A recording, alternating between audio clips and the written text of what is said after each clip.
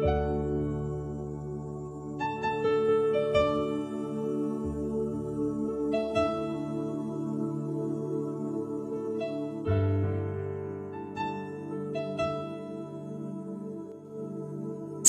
damai sejahtera bagi kita semua.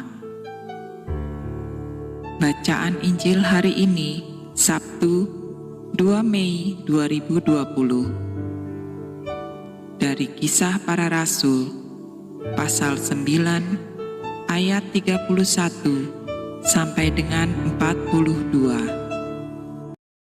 Selama beberapa waktu jemaat di seluruh Yudea, Galilea, dan Samaria berada dalam keadaan damai. Jemaat itu dibangun dan hidup dalam takut akan Tuhan. Jumlahnya makin bertambah besar oleh pertolongan dan penghiburan Roh Kudus. Pada waktu itu, Petrus berjalan keliling, mengadakan kunjungan kemana-mana. Dalam perjalanan itu, ia singgah juga kepada orang-orang kudus yang di Lida. Di situ didapatinya seorang bernama Eneas, yang telah 8 tahun terbaring di tempat tidur karena lumpuh. Kata Petrus kepadanya, "Eneas, Yesus Kristus menyembuhkan engkau. Bangunlah dan bereskanlah tempat tidurmu." Seketika itu juga bangunlah orang itu. Semua penduduk Lida dan Saron melihat dia, lalu mereka berbalik kepada Tuhan. Di Yope ada seorang murid perempuan bernama Tabita, dalam bahasa Yunani Dorkas. Perempuan itu banyak sekali berbuat baik dan memberi sedekah. Tetapi pada waktu itu ia sakit lalu meninggal, dan setelah dimandikan, mayatnya dibaringkan di ruang atas.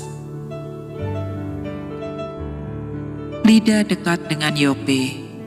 Ketika murid-murid mendengar bahwa Petrus ada di Lida, mereka menyuruh 2 orang kepadanya dengan permintaan, "Segeralah datang ke tempat kami." Maka berkemaslah Petrus dan berangkat bersama-sama dengan mereka.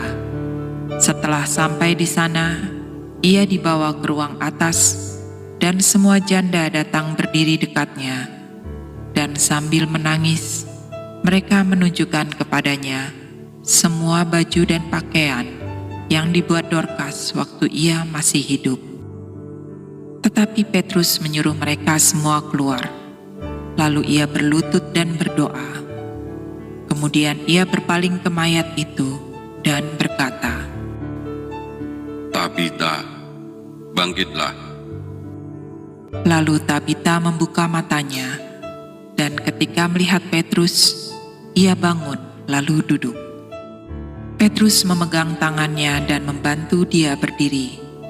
Kemudian ia memanggil orang-orang kudus beserta janda-janda, lalu menunjukkan kepada mereka bahwa perempuan itu hidup. Peristiwa itu tersiar di seluruh Yope, dan banyak orang yang menjadi percaya kepada Tuhan. Kemudian daripada itu, Petrus tinggal beberapa hari di Yope, di rumah seorang yang bernama Simon, seorang penyamak kulit. Demikianlah sabda Allah. Syukur kepada Allah. Amin.